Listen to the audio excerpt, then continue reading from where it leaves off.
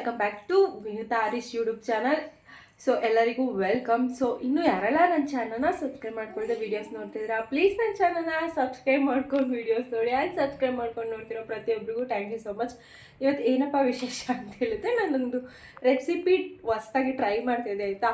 So ಹಾಗಾಗಿ ಒಂದು log ಮಾಡೋಣ ಅಂಥೇಳಿ ಪಟ್ ಅಂತ ಥಾಟ್ ಬಂತು. ಹಾಗಾಗಿ ಇವಾಗ ತಲೆ ತುಂಬ ಎಣ್ಣೆ ಹುಬ್ಬಿದ್ದೀನಿ. ಸಂಡೇ ಬೇರೆ ಇವತ್ತು. ನಾನು ಆಲ್ರೆಡಿ ಚಿಕನ್ ರೆಸಿಪಿ ಇವತ್ತು ಮಾಡ್ತಾ ಇರೋದು. ಚಿಕನ್ ಸಾಂಬಾರು ಮಾಡಿದ್ದೀನಿ. ಇನ್ನು ಅರ್ಧ ಮೊನ್ನೆ ಲಾಸ್ಟ್ ವೀಡಿಯೋದಲ್ಲಿ ನಿಮಗೆ ಶೇರ್ ಮಾಡಿದ್ದು ಗೊತ್ತಾ, ಒಂದು ನರ್ವಿಗೆ ಹೋಗಿದೆ ಅಂತ. ಅಲ್ಲಿ ಲೆಮನ್ ಚಿಕನ್ ಮಾಡಿದರು, ಸಕ್ಕದಾಗಿ ಮಾಡಿದರು ಆಯಿತಾ. ಸೊ ಹಾಗಾಗಿ ನಾನು ಒಂದ್ಸಲ ಲೆಮನ್ ಚಿಕನ್ನ ಟ್ರೈ ಮಾಡೋಣ ಅಂಥೇಳಿ ಇವತ್ತು ಲೆಮನ್ ಚಿಕನ್ ಮಾಡ್ತಾಯಿದ್ದೀನಿ. ಯಾವ ರೀತಿ ಮಾಡ್ತೀನಿ ಅಂಥೇಳಿ ನಿಮ್ಮ ಹತ್ರನೂ ಶೇರ್ ಮಾಡ್ತೀನಿ. ನಾನು ಇದೇ ಫಸ್ಟ್ ಟೈಮ್ ಟ್ರೈ ಮಾಡ್ತಾ ಇರೋದು. ಯಾವ ರೀತಿ ಬಂತು ಅಂಥೇಳಿ ಲಾಸ್ಟ್ವರೆಗೂ ವಿಡಿಯೋ ನೋಡಿ ಗೊತ್ತಾಗುತ್ತೆ. ಸೊ ಅಲ್ಲಿ ನಿಮಗೆ ಕಾಣಿಸ್ತಿರ್ಬೋದು ನಮ್ಮ ಮಗರಾಜ್ ಅವ್ರು ಏನು ಮಾಡ್ತಾಯಿದ್ದಾರೆ ಅಂತ. ಅವನಂತೂ ಗೈಸ್ ಇವಾಗ ಹೊಟ್ಟೆಗಾಲಲ್ಲಿ ತೆಗಿತಲ್ಲ ಗೈಸ್, ಅಂಬೆಗಾಲು ಇಡ್ತಾ ಇದ್ದೀನಿ. ನಾನು ಯಾವಾಗ ಇಡ್ತಾನೆ ಅಂಬೆಗಾಲನ್ನ ಅಂತ ಕಾಯ್ತಾ ಇದ್ದೆ. ಈಗ ಇಟ್ಟಾದ್ಮೇಲೆ ಗೊತ್ತಾಯ್ತಾ ಇದೆ ಅವ್ನು ಹಿಂದೆ ಓಡೋದೇ ಆಗ್ಬಿಟ್ಟೈತೆ. ಸೊ ಇಲ್ಲಿದ್ದ ಆಗಲೇ ಅಲ್ಲಿಗೆ ಹೋಗ್ಬಿಟ್ಟವನೇ. ನೀವು ನಂಬಲ್ಲ ಎಷ್ಟು ಮನೆ ಅಂದರೆ ಮೆಸ್ ಆಗೈತೆ ಅಂದರೆ, ಅಡುಗೆ ಮನೆಗೆ ಬರ್ತಾನೆ, ಪೇಪರೆಲ್ಲ ಅರ್ಧಾಕ್ತಾನೆ, ಮತ್ತು ರೂಮ್ಗೆ ಹೋಗ್ತಾನೆ, ಬಟ್ಟೆ ಎಲ್ಲ ಹಿಡಿತಾನೆ, ಸೋಫಾ ಹಿಡ್ಕೊಂಡು ಎದ್ದು ನಿಂತ್ಕೊಳ್ಳೋದು. ರಪ್ಪಂತ ಬೇರೆ ಬೆಳಗ್ಗೆ ಬಿದ್ದ. ಅಯ್ಯೋ ಹಿಡಿಯೋದೇ ಆಗ್ಬಿಟ್ಟದೆ. ನಾನಂತೂ ಎಂಬೆಗಾಲು ಯಾವಾಗ ಇಡ್ತಾನೆ ಅಂತ ಕಾಯ್ತಾ ಇದ್ದೆ. ಬಟ್ ಇಟ್ಟಾದ್ಮೇಲೆ ಇವಾಗ ಓಡಾಡ್ತಾ ಇರ್ಬೇಕಲ್ಲಿ ಗೊತ್ತಾಗ್ತೈತೆ ಹಿಡಿಯೋದು ಹೆಂಗಪ್ಪ ಅಂತ ಅನ್ನಿಸ್ಬಿಟ್ಟೈತೆ. ಬರೀ ಒಂದು ವಾರದಿಂದ ಅವನು ಅಂಬೆಗಾಲಲ್ಲಿ ಓಡಾಡ್ತಾ ಇದ್ದಾನೆ, ಹೊಟ್ಟೆಲಿ ತವಿತಾ ಇಲ್ಲ. ಸೊ ನಂಗಂತೂ ಫುಲ್ ಖುಷಿ ಆಗೋಯ್ತು ನೋಡಿದ ತಕ್ಷಣ. ಸೊ ಹೊಸ್ಲು ಕೂಡ ದಾಟಿಸ್ಬೇಕು ಅವನಿಗೆ. ನೋಡೋಣ. ಹೊಟ್ಟೆಲಿ ತಗೋಬೇಕಾದ್ರೆ ದಾಟಕ್ಕೆ ರೆಡಿ ಇದ್ದ. ಬಟ್ ನನಗೆ ಅಂಬೆಗಾಲಲ್ಲೇ ದಾಟಿಸ್ಬೇಕು, ಅಂಬೆಗಾಲು ಯಾಕ್ದಾಗ ದಾಟಿಸ್ಬೇಕು ಅಂತ ಆಸೆ ಇತ್ತು. ಸೊ ಹಾಗಾಗಿ ಅಂಬೆಗಾಲು ಯಾವಾಗ ಇಡ್ತಾನೆ ಅಂತ ವೆಯ್ಟ್ ಮಾಡ್ತಾಯಿದ್ದೆ. ಏನು ಮಾಡ್ಕೊಂಡು ಫಸ್ಟಿಗೆ ಈ ರೆಸಿಪಿ ಮಾಡಬೇಕು ಅಂದರೆ ಚಿಕನ್ ಇರಬೇಕು ಮನೇಲಿ ಆಯ್ತು ಗೈಸ್. ಇವತ್ತು ಸಂಡೇ ಅಂಥೇಳಿ ಚಿಕನ್ ತಂದಿರೋದು. ನಿಮ್ಮ ಮನೇಲಿ ಯಾವಾಗಾರ ಸಂಡೇಲಿ ಅಥವಾ ಮಂಗಳವಾರ ಯಾವಾಗಾರ ಚಿಕನ್ ತರ್ತಾರಲ್ವ, ಅವಾಗ ಟ್ರೈ ಮಾಡಿ ನೋಡಿ, ಸಕ್ಕದಾಗಿ ಬರುತ್ತೆ. ಆ್ಯಕ್ಚುಲಿ ನಾನು ಮಾಡಿರೋರ ಹತ್ರ ಕೇಳ್ಕೊಂಡು ಮಾಡ್ತಾಯಿದ್ದೀನಿ. ನಾನಿಲ್ಲಿ ನಮ್ಮ ಮನೆ ನಿಮಗೆ 1 kg ತಂದರೆ ನಮ್ಮಿಬ್ರಿಗೆ ಅದೇ 2 ಚಟ. ಸೊ 1 kg ತರಿಸಿದ್ದೆ. ಆಲ್ರೆಡಿ ಒಂದು ಅರ್ಧ ಸಾಂಬಾರು ಮಾಡಿಬಿಟ್ಟಿದ್ದೀನಿ. ಇನ್ನು ಅರ್ಧ ಮಾತ್ರ ಇಲ್ಲಿ ಎತ್ತಿಟ್ಕೊಂಡಿದ್ದೀನಿ ನಾನು. ಒಂದು 500 ಗ್ರಾಮ್ಸು.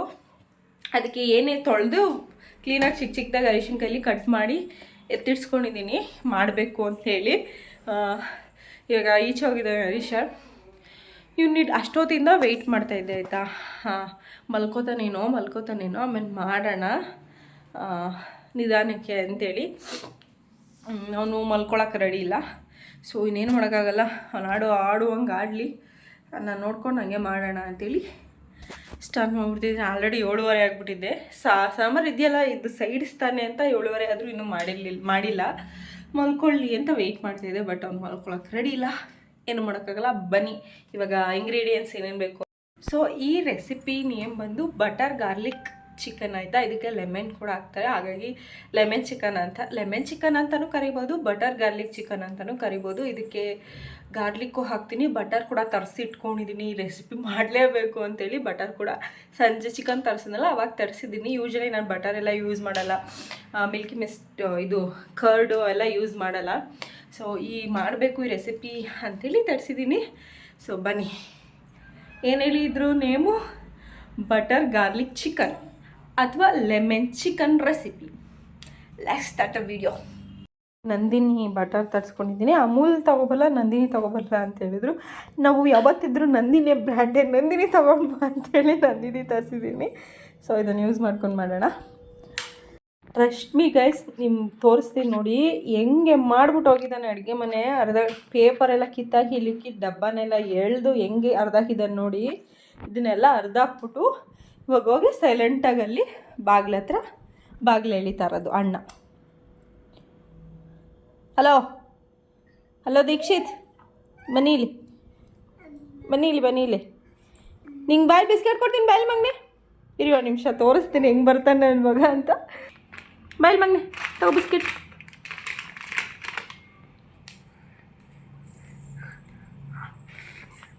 ಏ ಕಲ ಬಂದ್ಬಿಟ್ಟ ಬಾ ಕಲ ಮಗನ ನೀನು ಬಾ.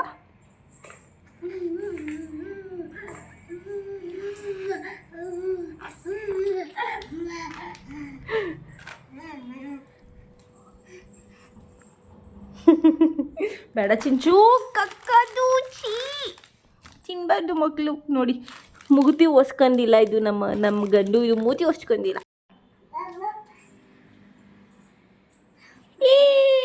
ಬೇಡ ಬೇಡ, ಪೇಪರ್ ತಿನ್ಬಾರ್ದು. ಆಲ್ರೆಡಿ ಇವೆಲ್ಲ ಅರ್ದ್ಬಿಟ್ಟು ಹೋಗಿದ್ಯಾ ತಾನೇ, ಸಾಕು ಬಾ ಬಾ.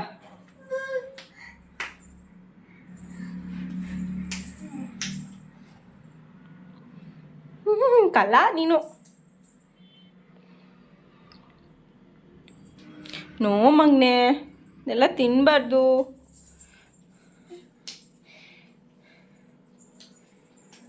ನೋಡಿದೆಲ್ಲ ಪೇಪರೆಲ್ಲ ಅರ್ಧಾಕ್ಬಿಟ್ಟು ಹೋಗಂತ ಹೇಳೋರ. ಬೇಡ, ಕಾಲು ಮುಟ್ಬಾರ್ದು. ನೋ ಬಾ, ಎತ್ಕೊತೀನಿ ಇರು ವೆಯ್ಟ್. ನೋಡಿ ಗೈಸ್ ಹೆಂಗೆ ಬರ್ತಾನೆ ಅಂತ. ಅಂಬೆಗಳು ಕಾಲು ಇಡೋಕೆ ಮುಂಚೆ ವೆಯ್ಟ್ ಮಾಡ್ತಾ ಇದ್ದೆ, ಯಾವಾಗ ಇಡ್ತಾನಪ್ಪ ನನ್ನ ಮಗ, ಬರೀ ಹೊಟ್ಟೆಲೇ ತೆಗಿತಾ ಇದ್ದನಲ್ಲ ಅಂತ ಅನ್ಕೊತಾ ಇದ್ದೆ ಆಯಿತಾ.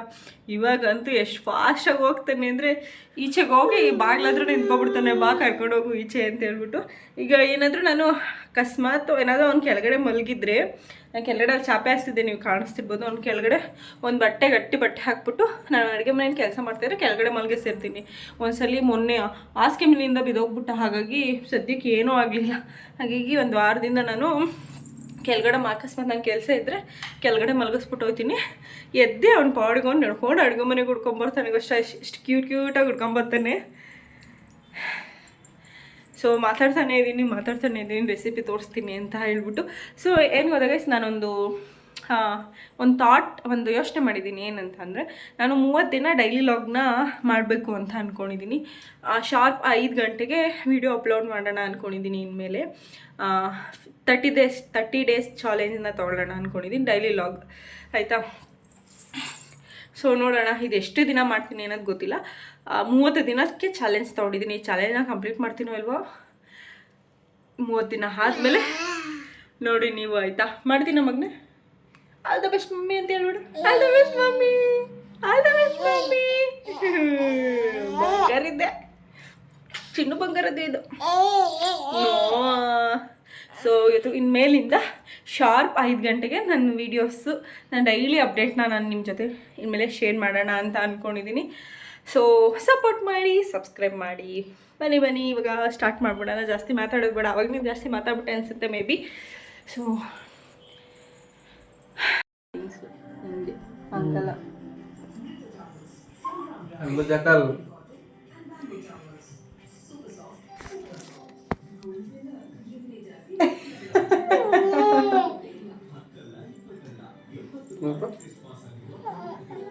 ಏನದು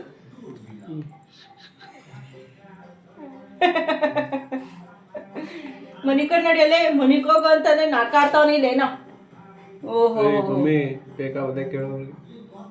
ಓಡಾಕ್ಬಿಡ್ತೇನೆ. ಏನು ಏಟಾಯ್ತೈತೆ ಅವನಿಗೆ? ಮಮ್ಮಿ ಒಂಥರ ಕಿಸ್ನಾಗಲ್ಲ.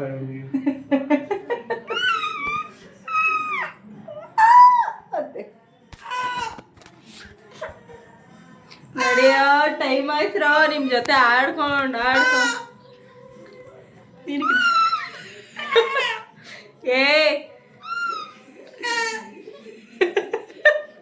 ಏನ್ ನೀವಿಬ್ರು ಬನ್ರಿ.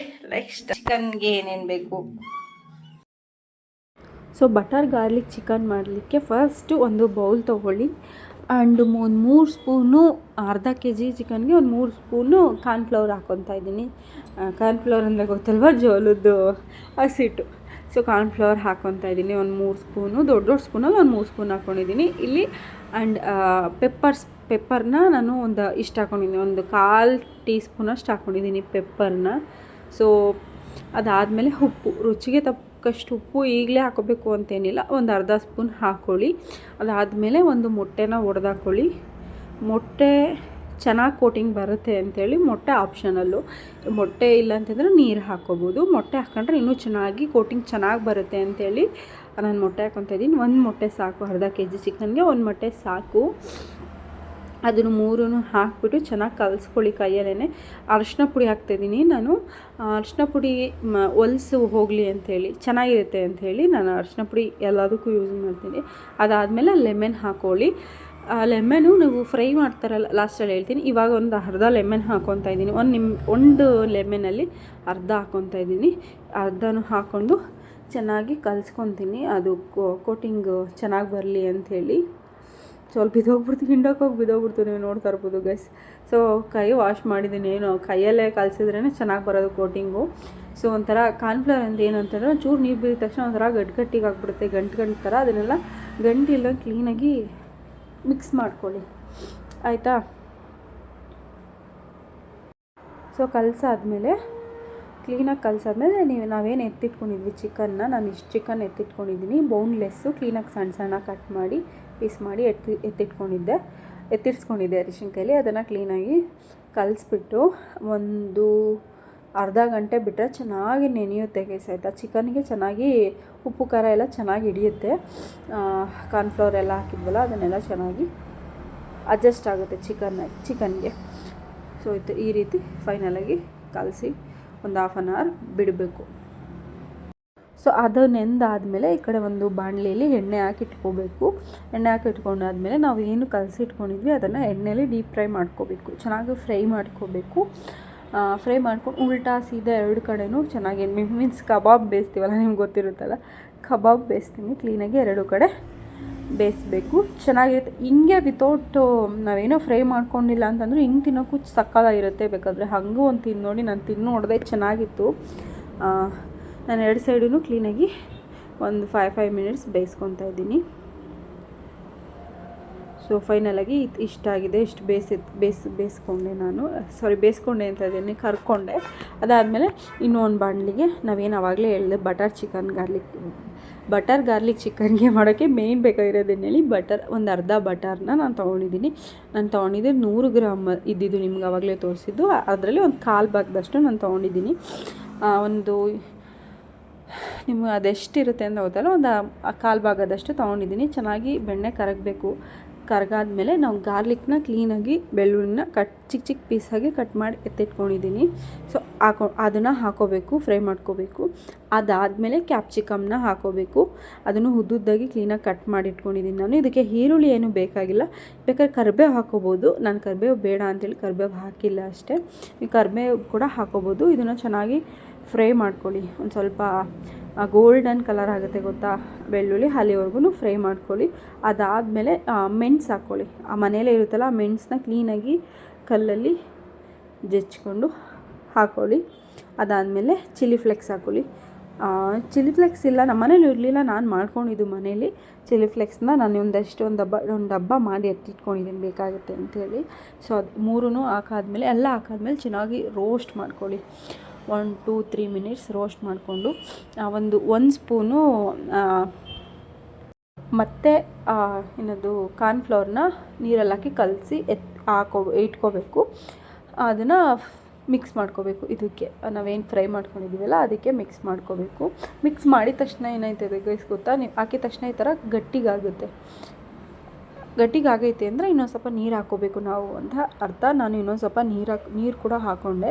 ನಿಮಗೆ ಎಷ್ಟು ಜಾಸ್ತಿ ತೆಳುಗೆ ಮೀನ್ಸ್ ಗೊಜ್ಜೆಲ್ಲ ತಿನ್ನೋಕ್ಕೆ ಇಷ್ಟಪಡ್ತಾರಲ್ಲ ಅವರು ಸ್ವಲ್ಪ ನೀರು ಜಾಸ್ತಿ ಹಾಕ್ಕೊಳ್ಳಿ, ಚೆನ್ನಾಗಿ ಬರುತ್ತೆ. ನಾನು ಇನ್ನೊಂಚೂರು ನೀರು ಹಾಕ್ಕೊತಾ ಇದ್ದೀನಿ, ನೀವು ನೋಡ್ತಾ ಇರ್ಬೋದು. ಇವಾಗ ಗಂಟಿಲ್ದಂಗೆ ಕ್ಲೀನಾಗಿ ಕಲಿಸ್ಕೊತಾ ಇದ್ದೀನಿ. ಕಲಿಸ್ಕೊಂಡಾದ್ಮೇಲೆ ಈ ಟೈಮಲ್ಲಿ ನಿಮಗೆ ಉಪ್ಪು ಅಥವಾ ಇನ್ನೊಂಚೂರು ಚಿಲ್ಲಿ ಫ್ಲೇಕ್ಸು ಅಥವಾ ಮೆಣಸಿನ ಪೌಡರು ಹಾಕ್ಕೋಬೇಕು ಅಂತ ಅನಿಸಿದ್ರೆ ಖಾರಕ್ಕೆ ಹಾಕೊಬೋದು. ಚೆನ್ನಾಗಿ ಕುದ್ದಾದ್ಮೇಲೆ ನಾವು ಏನು ಫ್ರೈ ಮಾಡಿ ಎತ್ತಿಟ್ಕೊಂಡಿದ್ವಿ ಅದನ್ನು ಕ್ಲೀನಾಗಿ ಕಲಿಸ್ಕೋಬೇಕು. ಎಷ್ಟು ಚೆನ್ನಾಗಿ ಬರುತ್ತೆ ಗೈಸ್ ಅಂತಂದರೆ ಗೋಬಿ ಮಂಚೂರಿ ಥರನೇ ಇರುತ್ತೆ. ಇದಾದಮೇಲೆ ಚೆನ್ನಾಗಿ ಫ್ರೈ ಆದಮೇಲೆ ಮೇಲ್ಗಡೆ ನಿಮಗೆ ಕೋಟಿಂಗಿಗೆ ಕೊತ್ತಂಬರಿ ಸೊಪ್ಪು ಉದುರಿಸ್ಕೋಬೋದು. ಇನ್ನೂ ಹುಳಿ ಇಷ್ಟಪಡೋರು ನಿಂಬೆಹಣ್ಣ ಹಿಂಡ್ಕೋಬೋದು ಮೇಲ್ಗಡೆ, ಚೆನ್ನಾಗಿರುತ್ತೆ, ಹಿಂಡ್ಕೊಂಡು ತಿನ್ಬೋದು. ನಮ್ಮ ಮನೆಯವರಂತೂ ಎಷ್ಟು ಚೆನ್ನಾಗಿ ಬಂದೈತೆ ಅಂತ ಹೇಳ್ತಾಯಿದ್ರು. ಫಸ್ಟ್ ಟೈಮ್ ಟ್ರೈ ಮಾಡಿದ್ರು ಚೆನ್ನಾಗಿತ್ತು ಅಂತ ಹೇಳಿದ್ರು. ಸೊ ಈ ರೀತಿ ಬಂದಿದೆ ಫೈನಲಾಗಿ. ನೋಡ್ತಾಯಿದ್ರೆ ನಂಗೆ ವಿಡಿಯೋದಲ್ಲಿ ನೋಡ್ತಾಯಿದ್ರೆ ಇನ್ನೂ ಒಂದ್ಸಲ ತಿನ್ಬೇಕಂತ ಅನ್ನಿಸ್ತಾಯಿದೆ. ಮೇಲ್ಗಡೆ ಕೋಟಿಂಗ್ ಮಾತ್ರ ಸಕ್ಕತ್ತಾಗಿ ಬಂದಿತ್ತು ಗೈಸ್, ಆನೆಸ್ಟಾಗಿ ಹೇಳ್ತೀನಿ, ಸಕ್ಕತ್ತಾಗಿ ಬಂದಿತ್ತು. ಒಂಥರ ಸಾಫ್ಟಾಗಿತ್ತು. ಸ್ಪೂನಲ್ಲೇ ಫೋರ್ಕಲ್ಲೇ ಎಷ್ಟು ಚೆನ್ನಾಗಿ ಬರ್ತಾಯಿದೆ ನೋಡ್ತಾ ಇರ್ಬೋದು. ಒಂದ್ಸಲ ಮಾಡ್ಕೊಂಡು ಟ್ರೈ ಮಾಡಿ ತಿನ್ನಿ ಆಯಿತಾ, ಹೇಗಿತ್ತು ಅಂತ ಕಮೆಂಟ್ ಮಾಡಿ. ಸೊ ಐ ಹೋಪ್ ಈ ವಿಡಿಯೋ ಇಷ್ಟ ಆಗಿದೆ ಅಂತ ಅಂದ್ಕೊಂಡಿದ್ದೀನಿ. ಇಷ್ಟ ಆದರೆ ಪ್ಲೀಸ್ ನನ್ನ ಚಾನಲ್ನ ಸಬ್ಸ್ಕ್ರೈಬ್ ಮಾಡ್ಕೊಂಡು ವೀಡಿಯೋಸ್ ನೋಡಿ ಆ್ಯಂಡ್ ಸಬ್ಸ್ಕ್ರೈಬ್ ಮಾಡ್ಕೊಂಡು ನೋಡ್ತಿರೋ ಪ್ರತಿಯೊಬ್ಬರಿಗೂ ಥ್ಯಾಂಕ್ ಯು ಸೊ ಮಚ್. ನಾನು ಎಲ್ಲ ಆದಮೇಲೆ ಪಾಪನ ಮಲಗಿಸ್ಬಿಟ್ಟು ತಿಂತಾಯಿದ್ದೀನಿ. ನಿಮ್ಗೆ ತೋರಿಸ್ತಾ ಇರ್ಬೋದು ಏನು ಸಕ್ಕತ್ತಾಗಿ ಬಂದಿದೆ ಅಂತ ಹೇಳ್ತಾಯಿದ್ದೀನಿ ನಾನಲ್ಲಿ. ಸೊ ಚೆನ್ನಾಗಿತ್ತು, ಟ್ರೈ ಮಾಡಿ ನೋಡಿ. Thank you.